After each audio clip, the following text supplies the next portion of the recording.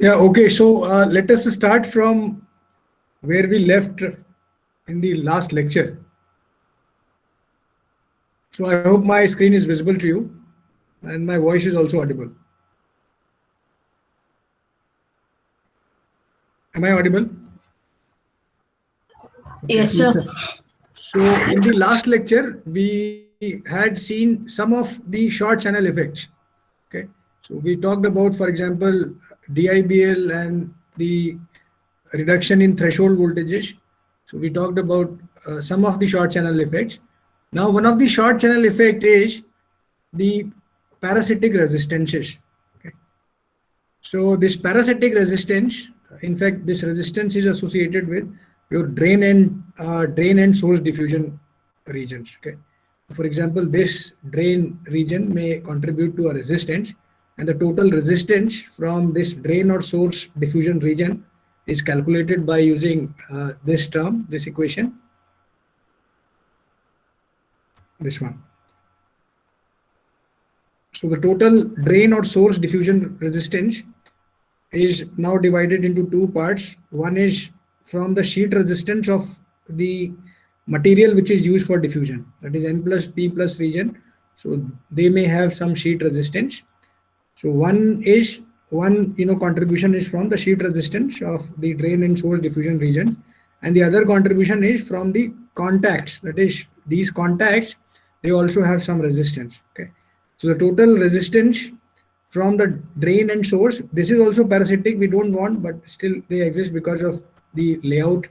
It depends on how you draw the layout. So the value of this depends on how you draw the layout, and a careless layout. If you are very careless at drawing the layout, maybe this resistance may end up uh, being in a value which is a very high value. Okay, so this resistance has two contributions: one from the sheet resistance of the material, and the other from the contact resistance.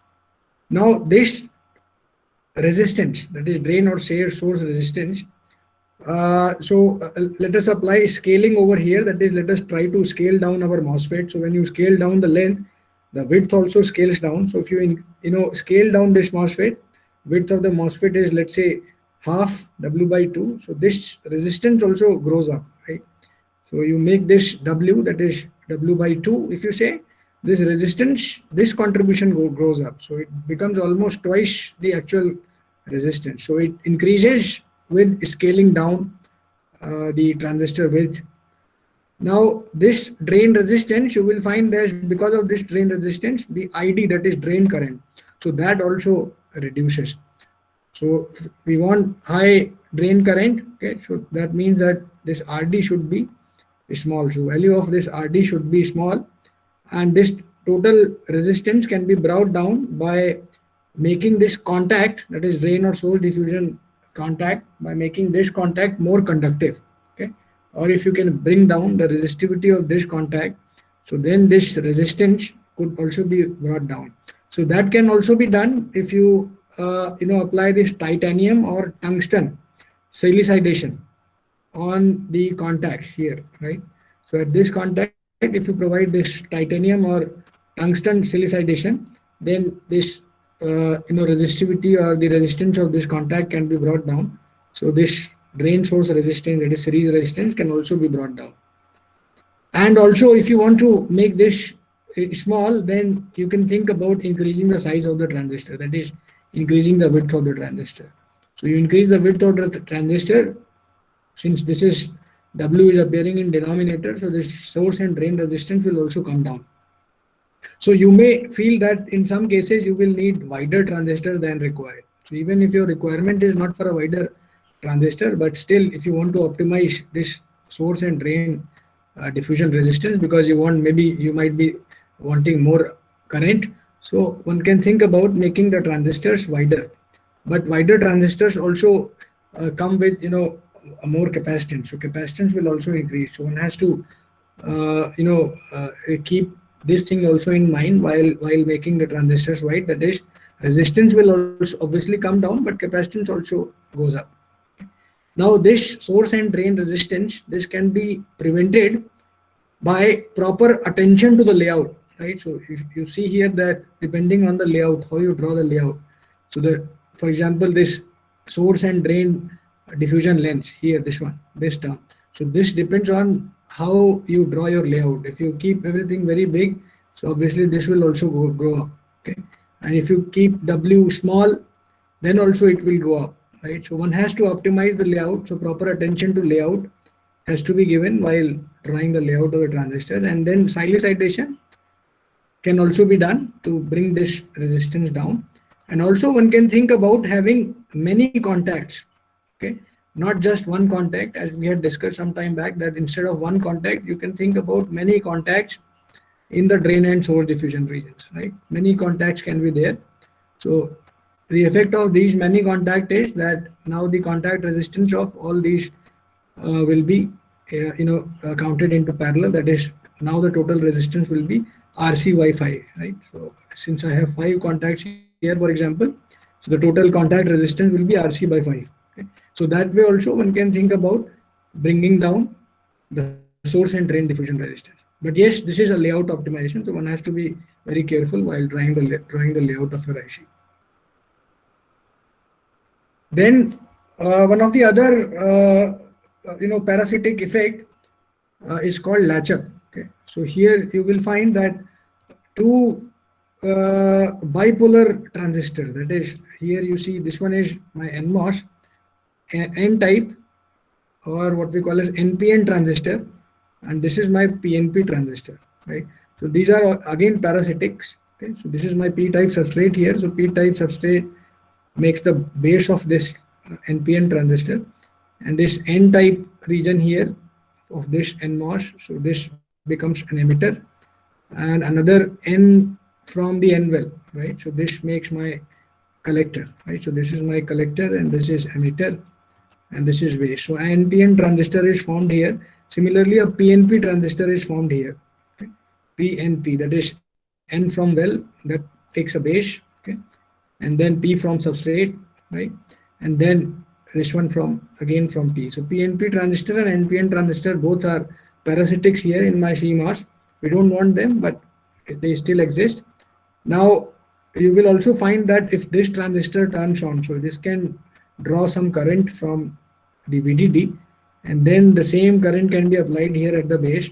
So the base emitter junction, it is emitter base junction, can be then forward bias, and then once it forward bias, then a large current from VDD to ground. Yeah, so I have a direct connection between VDD and ground via these two transistors. So once these two transistors turns on, the current starts flowing between VDD and ground, or VDD and ground are shorted, one would say, and the current can also flow from P-type substrate.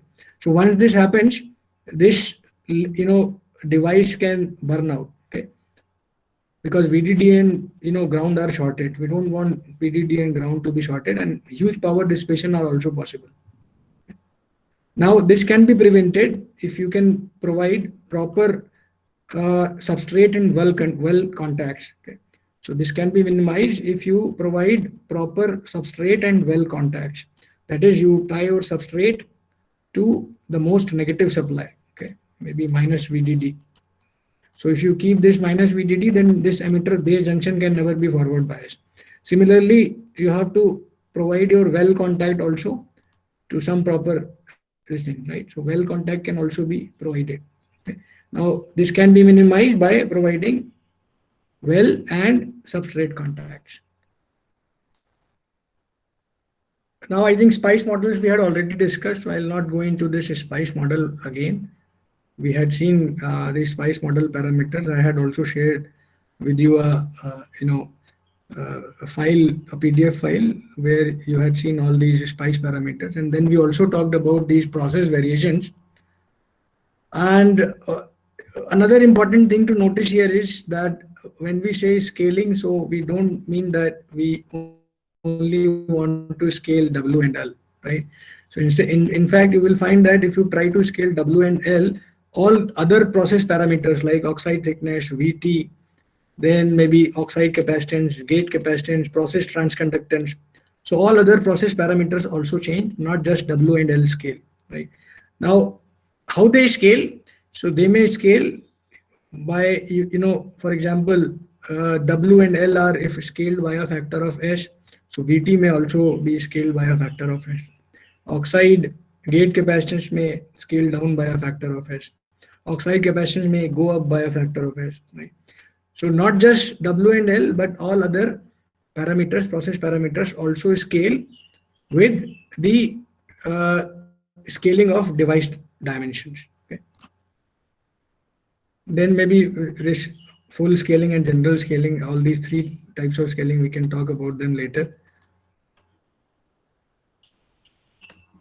Then the future of MOSFET. I mean, we have been so far discussing only planar MOSFETs, which are of this kind, right? But because of the short channel effects and other effects playing into picture, when the device dimensions are brought down below 20 nanometers, we see that source and drain diffusion regions. So they, form, they, are uh, overlapping some sort of, right? So they are covering the major portion of the gate. Under the gate, source and drain diffusion regions are covering the major portion under the gate. So because of which the leakage from source and drain is always possible. Okay.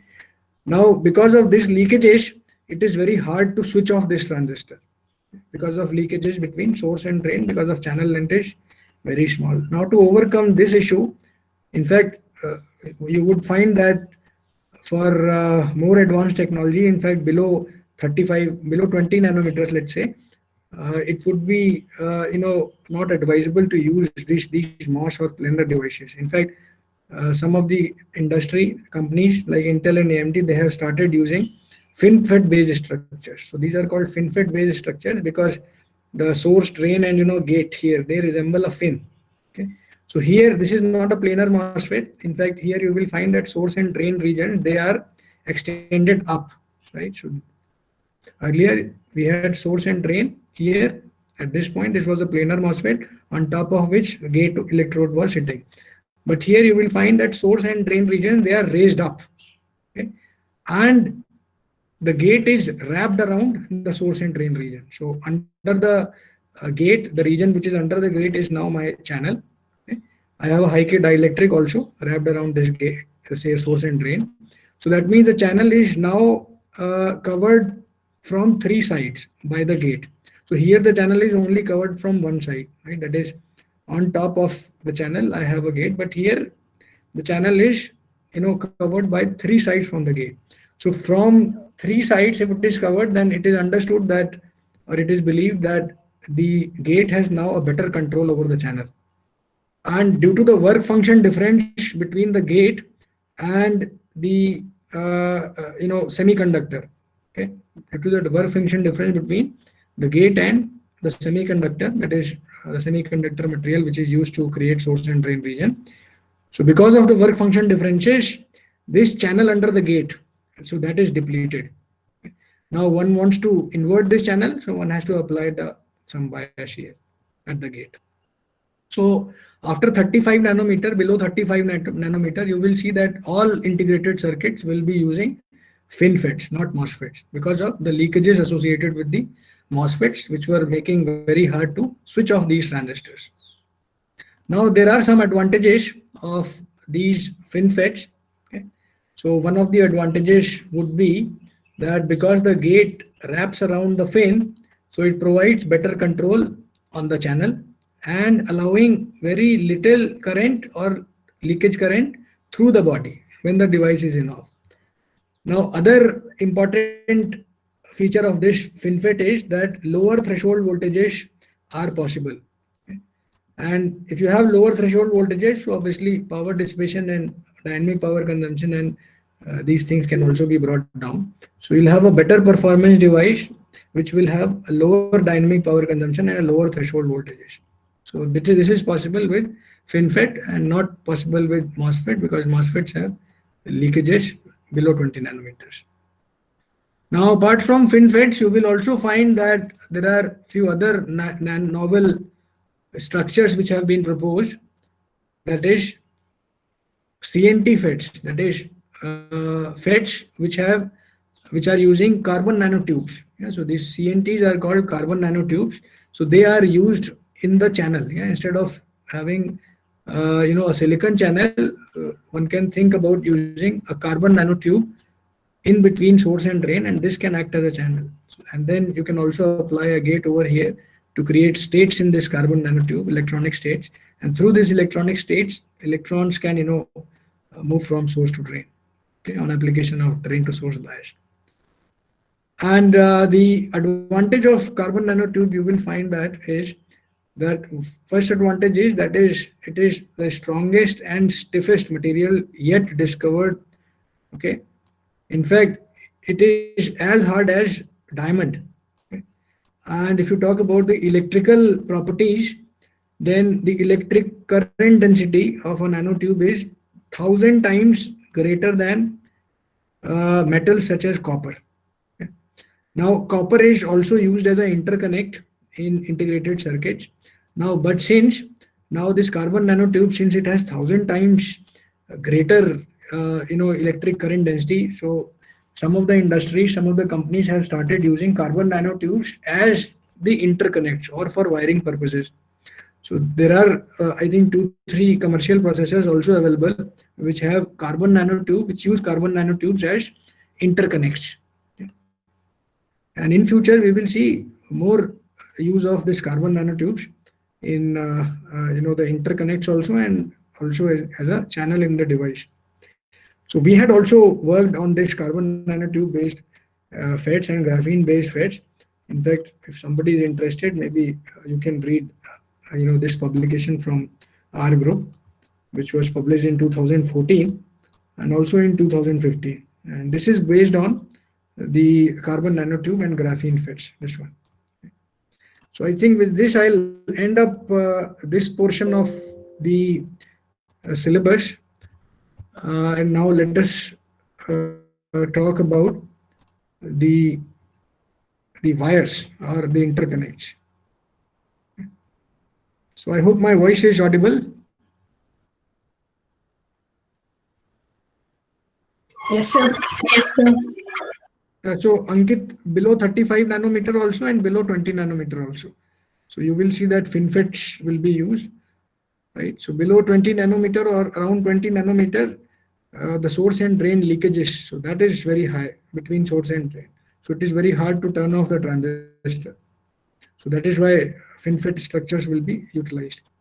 Now let us talk about these interconnects, or the interconnects that we use for wiring purposes in the ICs. That is, when we want to connect the two components or maybe two devices also. For that purpose also, you will need some wire, right? So it has been seen that these interconnects, okay, so they were considered second class citizens earlier. Maybe a decade back, they were considered as second class citizens, okay, and they were only considered in special cases when high performance or very high precision analysis was required. Because the gate delay earlier, maybe 2 decades back, the gate delay was dominating, so people were not much concerned about these interconnects. Okay, so that is why they were not the interconnects or the parasitics associated with the interconnects. People were not bothered about them. Okay, but yes, during very high performance or maybe high precision analysis, people used to consider these parasitics. But now the situation is different, and with the introduction of deep submicron semiconductor technologies, the die size has also increased, and the interconnect length has also increased, and the interconnect density also has increased. So the parasitics effects associated with these wires or interconnects, so they also have increased. Okay, and in fact you will find that they have now gained importance as device dimensions are reduced below maybe let's say 65 nanometers. So these interconnects have started playing a huge role. In fact, you will find that these interconnects, parasitics, have started dominating the IC performance, integrated circuit performance. So now today, in today's era, if you talk about the interconnects, parasitic is dominant when compared to the gate parasitics. So that is how one cannot neglect now the contribution from the interconnect to the overall IC performance. Okay. and the overall IC performance, that is the speed of the IC, the energy consumption, and the reliability, now depends on the careful analysis of the parasitics associated with these interconnects. Now you will also find that this problem of interconnect, so this will keep on increasing as the integration density increases, or with the improvements in technology you will see that this problem will still go up very high, because larger die sizes will be possible in future, and thus average length of the interconnect will also increase in future, and thus the parasitics associated with the interconnect will also go up. Okay. So that is why it is believed that a careful and in-depth analysis of the role and behavior of the interconnect wire in a semiconductor technology is therefore desirable, okay, but even also essential. Yeah, not only desirable, but also it is essential. In-depth analysis of these interconnects or wires has to be performed. So that is actually the aim of this maybe the upcoming 2-3 lectures, to understand the effect of these interconnects.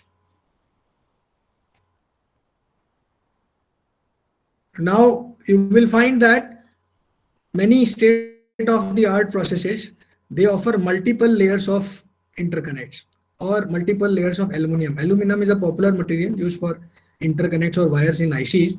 So the advanced processes, they have multiple layers of aluminum or multiple layers of interconnect. In fact, you will find more than 15-layer process now. Okay.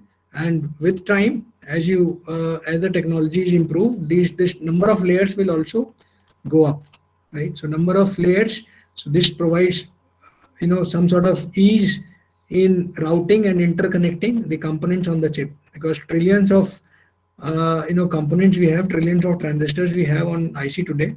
So it is hard to connect those trillions of components or transistors if I have a single layer of interconnect wire, right?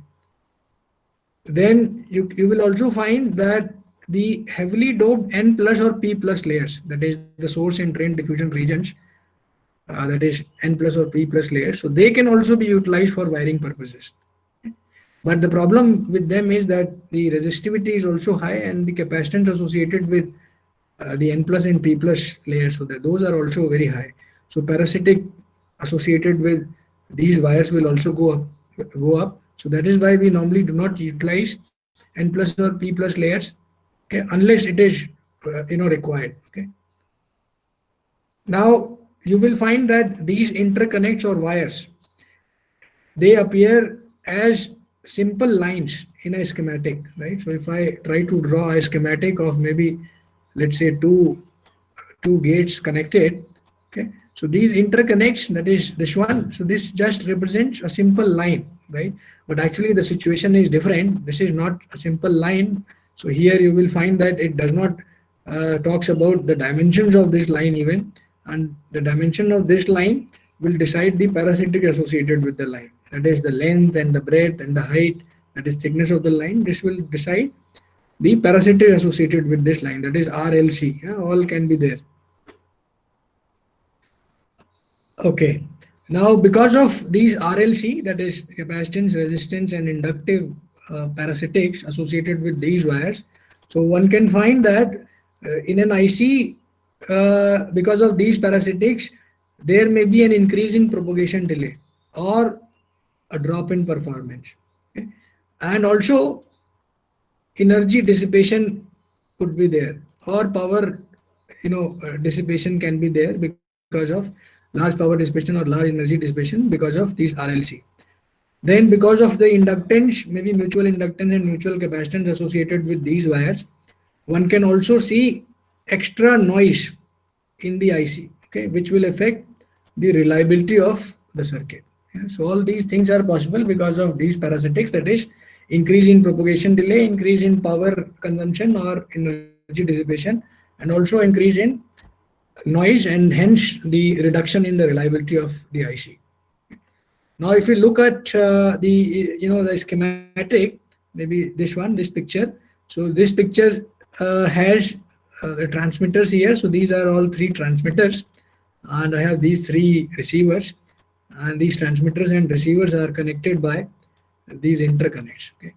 Now in here they are appearing as simple line, but physically when you draw the layout of this circuit, so only the wires are shown here, transmitters and receivers are not shown here in this picture.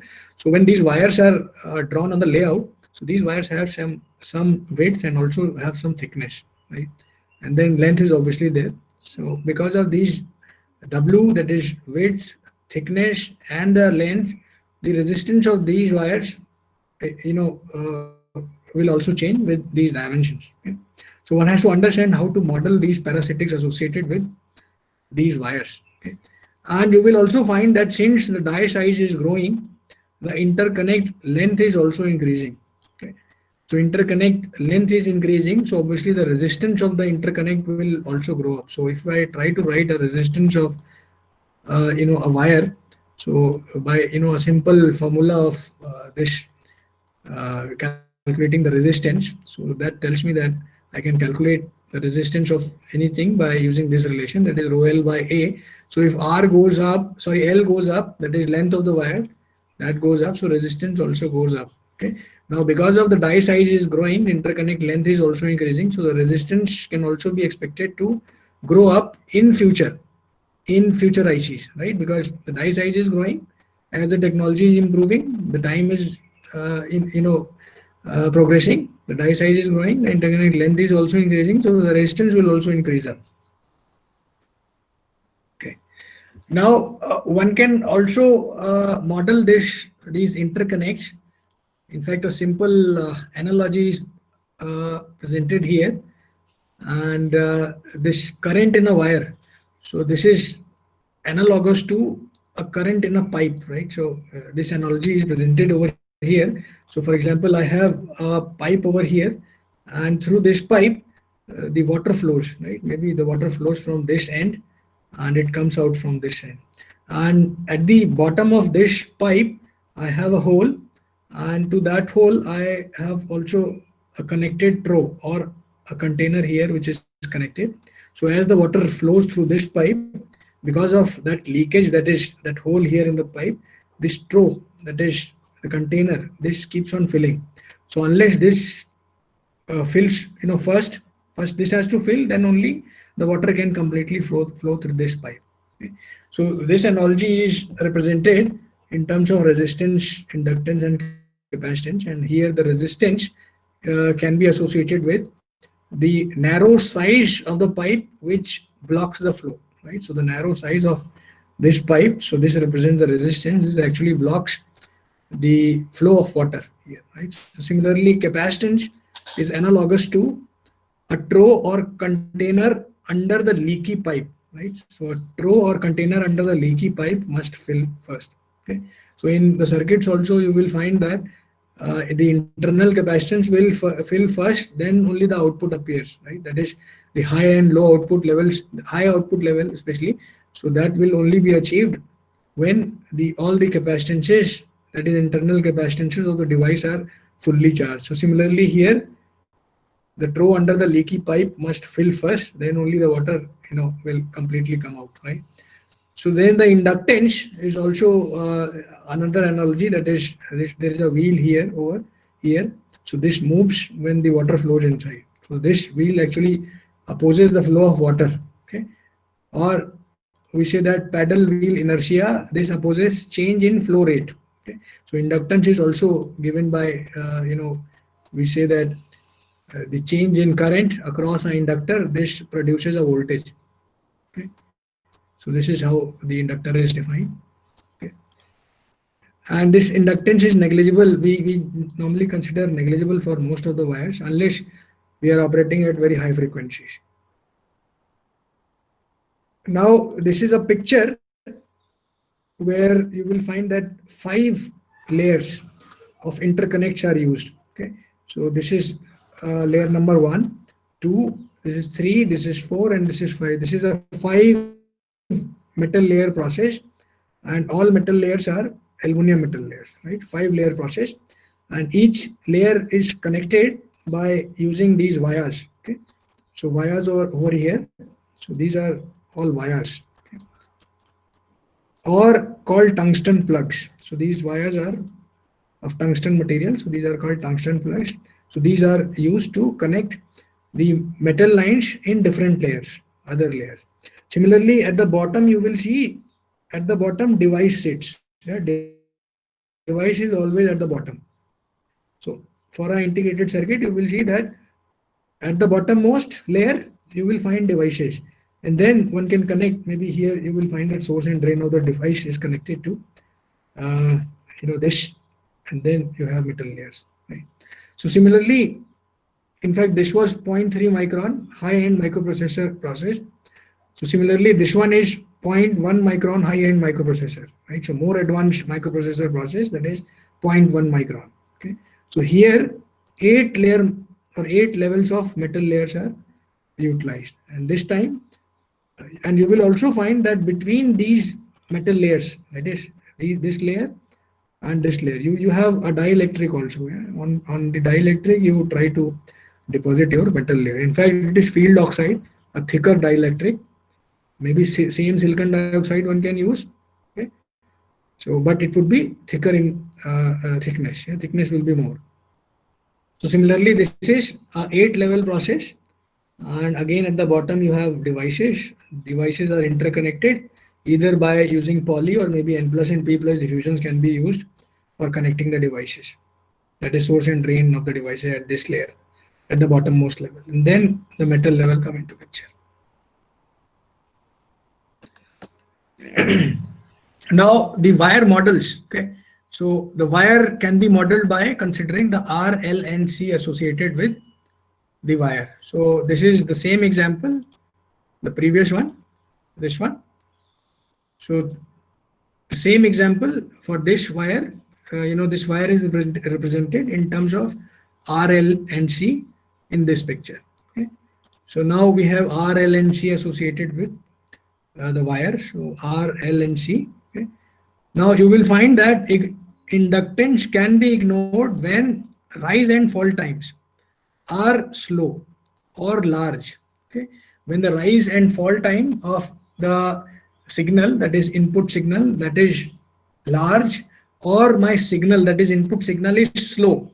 Okay, then one can think about ignoring inductance. Yeah, in this case, inductance can be ignored. But if my input signal is a very high frequency signal, okay, so then at that time one should not ignore this inductance. Okay, because this inductance value, the value or the contribution of this inductance increases at high frequencies, or when R is large. Okay, so inductance can be ignored in two situations: when R is large, or when the signal is very slow.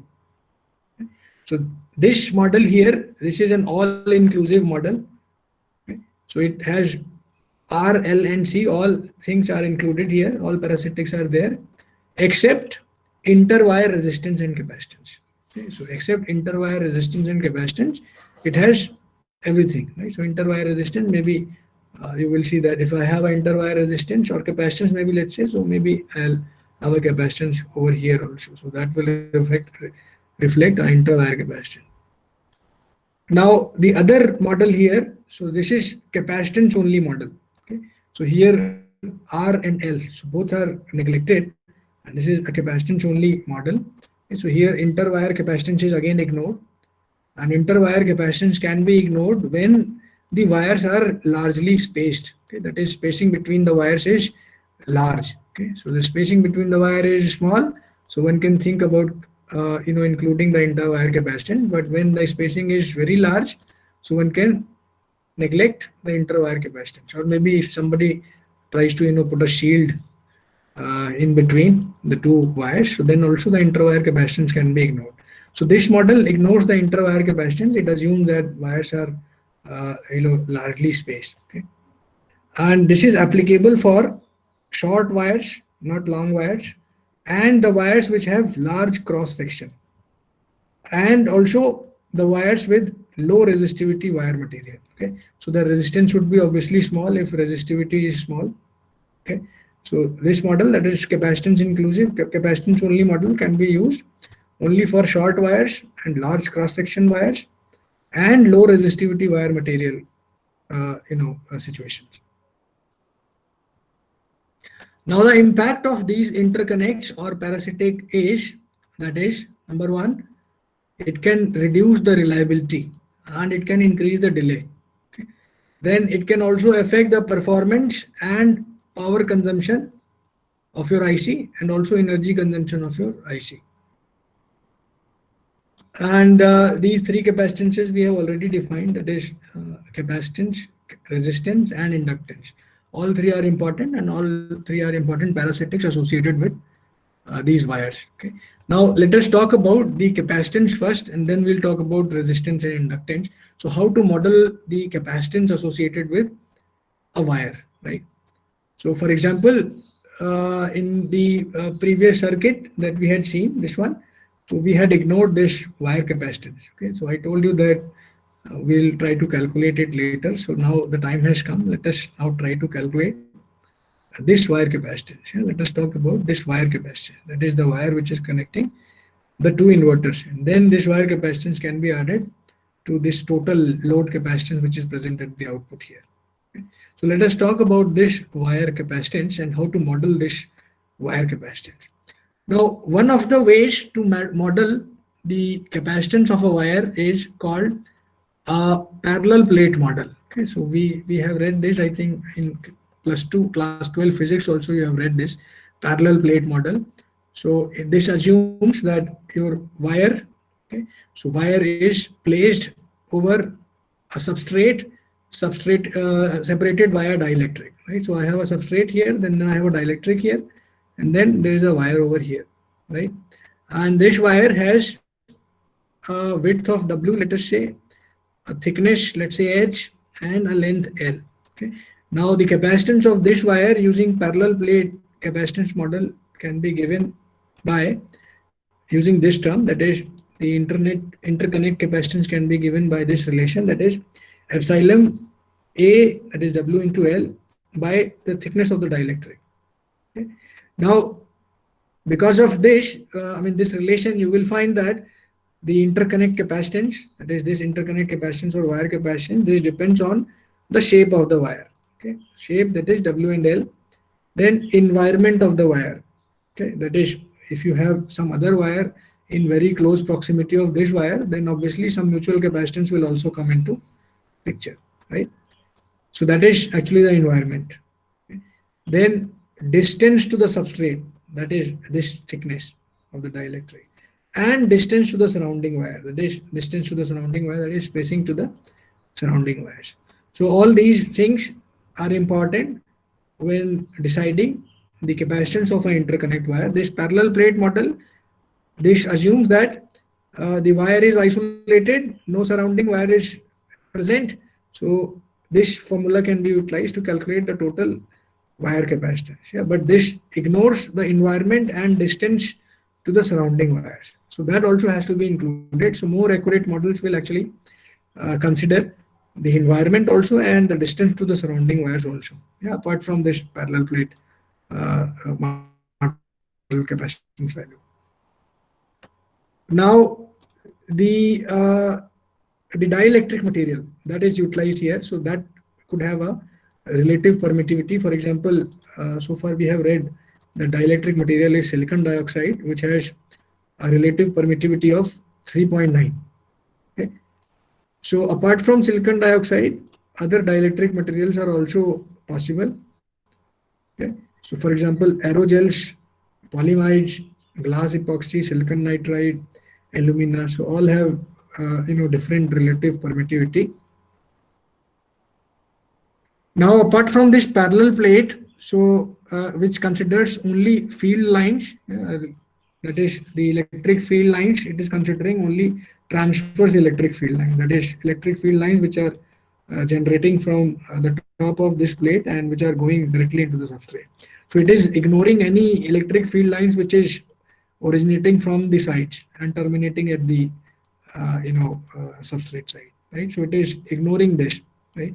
In fact, these are called fringe field lines, and the effect of this fringe field line also has to be considered if somebody wants to model this capacitance accurately.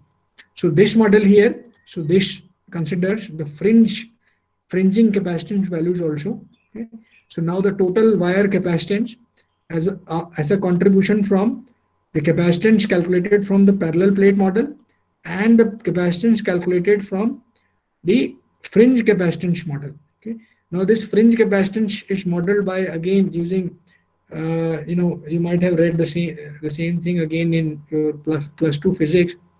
That is, this fringe field capacitance value can be calculated by considering a long cylindrical wire over a substrate with some dielectric thickness. Dielectric thickness under this wire, and then you have a substrate. So this fringe field capacitance value can be calculated by this formula. Okay. And in fact, there are some more accurate models also available. So which can be accessed from this paper here, so which was published in 1984 by this author Mezish in this journal Integration. Okay, so there are more accurate models also available. Okay, apart from this model, that is, which considers a parallel plate model capacitance value also and fringe field capacitance model value also. So total wire capacitance by this model is given by this relation. Now, Sir, how the numerical will come in this type of, sir? Can you repeat, please?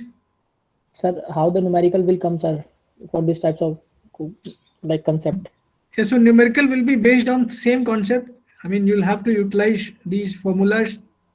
Okay? You have to just apply your brain and make some approximations and then apply this formula, right?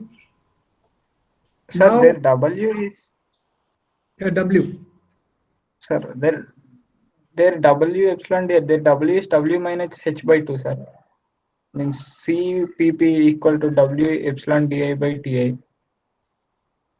Yeah, so this also models assumes that this W, this is small w here. I don't know where it is. In fact, this is the contribution from the parallel plate. So parallel plate model contribution will be same. That is WL, right? Epsilon by TDI multiplied by WL also will come here. Yeah? The parallel plate contribution will be same. That is this one. Okay? So a parallel plate contribution plus the fringe field contribution. So let us not go into this now. Okay. Sir, they both are the same, sir. Like yeah, in fact, Means, this W corresponds to this, right? Both are same. This W corresponds to this, and here H, this one. So this H corresponds to the diameter of the cylindrical wire. Okay. So two models are being utilized here. One is parallel plate model, and the other model which considers a wire as a cylindrical wire with a diameter of H. Okay. So this H is coming over here. So right. What is the relation W equal to W minus H by 2, sir? It is both, sir. Let us not talk about this now. Maybe we can talk about this later, but let us fix to these values. That is, parallel plate capacitance value is this much, and by considering this cylindrical wire approximation, the total capacitance is this much. Okay. In fact, you will find that when W by H, so this is when less than 1, the parallel plate model becomes less accurate. Okay. And then one has to utilize this microstrip line based model. Okay. So you will find here in fact in this picture, this has been explained. So here on the y-axis, you will see capacitance, and on the x-axis, W by H is mentioned.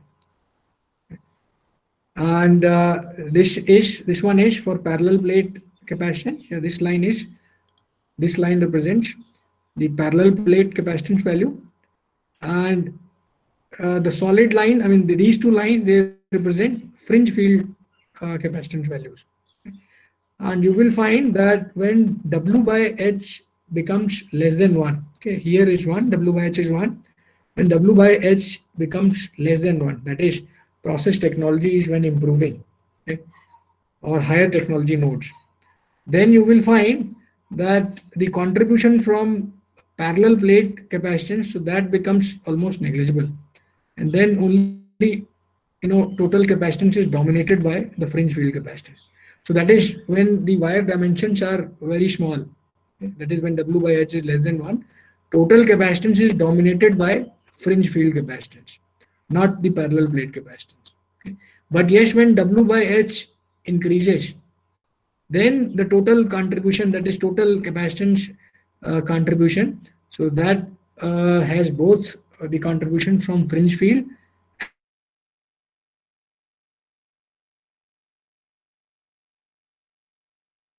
Hello? Sir, you are not audible, sir. and parallel, almost equal from both fringe. Hello? Sir, you are not audible, sir. Okay, am I audible now?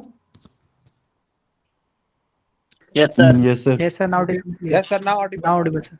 Okay.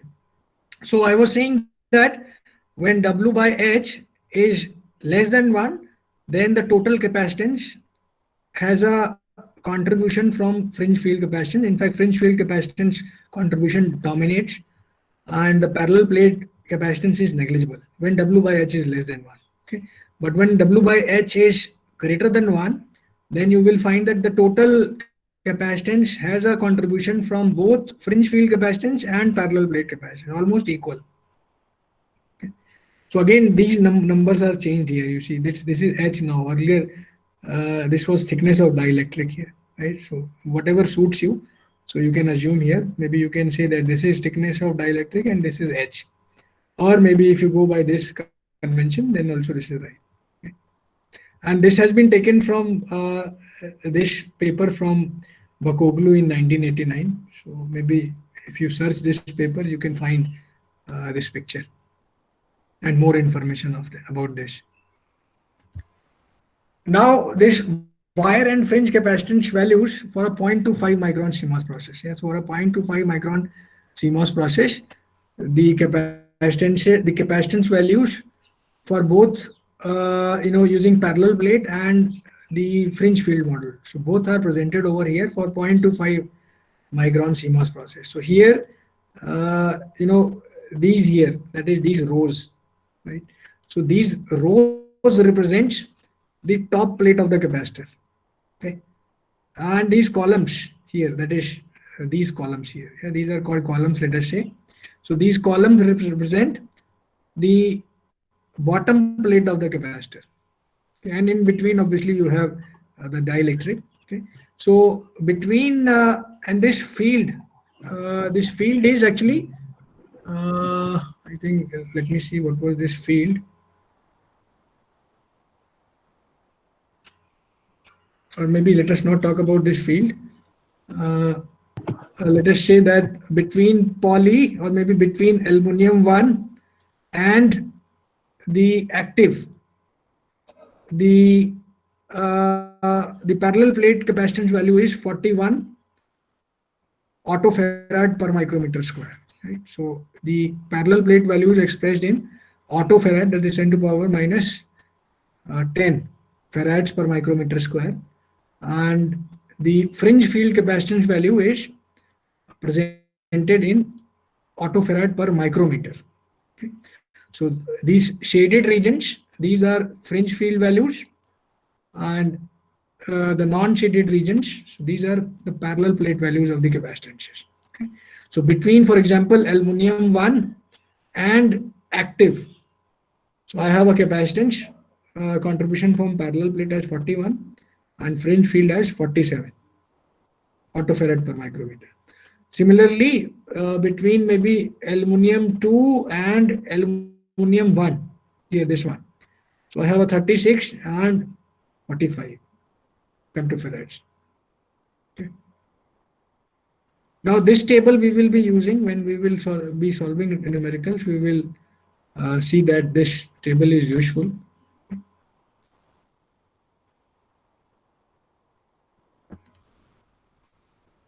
Okay. Now you will also find here that the aluminum 5 wire, okay, that is this wire, aluminum 5 here, this one. So this aluminum 5 wire has large capacitance values. Okay. So aluminum 5 wire displays the highest inter-wire capacitance, that is between aluminum 5 and maybe aluminum 4, let us say. Yeah, that is aluminum 5 and maybe if we say aluminum 4. So it has very high inter-wire capacitance. Not this one, this is inter-layer capacitance. Aluminum 5 and aluminum 5, that means aluminum 5 is not shown over here. So between aluminum 5 and aluminum 5, that is inter-wire capacitance. So that is the highest here. Okay. That is the top wires. That is maybe let me go back to the previous picture where we had the interconnects. So here, this one. So this is my top layer. So for example, this is my 8th level. So this is 8th level. Okay. So this is widest normally. So whenever you design a IC, the topmost level of the interconnect, so that is always widest. In fact, the size of or the W by H ratio of these interconnects, they grow up as you move up across the level. That is, level 1 wires are smallest, okay, then level 2 are somewhat bigger, okay, and level 8, that is the topmost level, so that is the having that is having the largest dimension, that is they are wide and thick, more wide and more thick. Well, right, the top levels are the widest and thickest. Okay. So the top level of the interconnects are widest and thickest, and the bottommost levels are the thinnest. Okay, thinnest.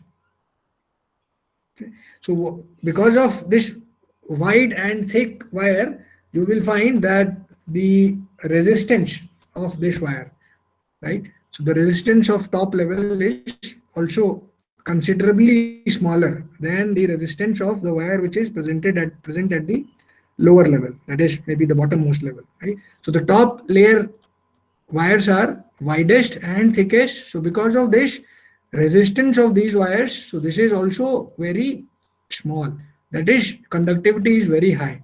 So that is why normally we want to always connect high speed signal to the top level, the wires at the top level, because the resistance is very small, that is conductance is very small. So high speed signal can be connected here, so the delay will be very small. So that's why the clock signal is always connected to the top level of interconnect in our IC.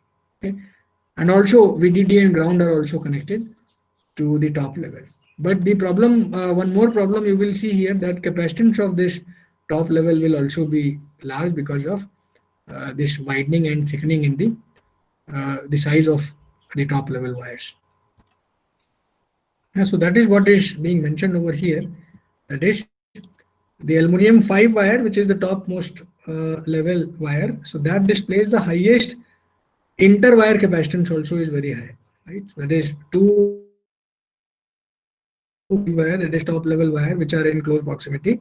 They have a very high inter-wire capacitance.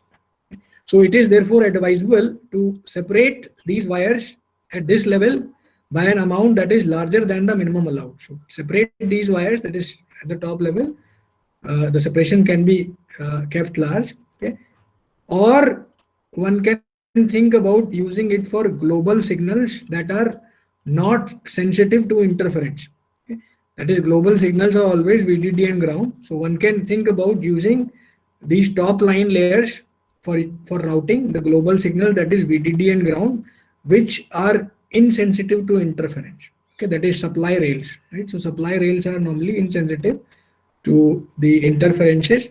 So one can utilize the topmost level lines for routing the supply rails. Okay, if the top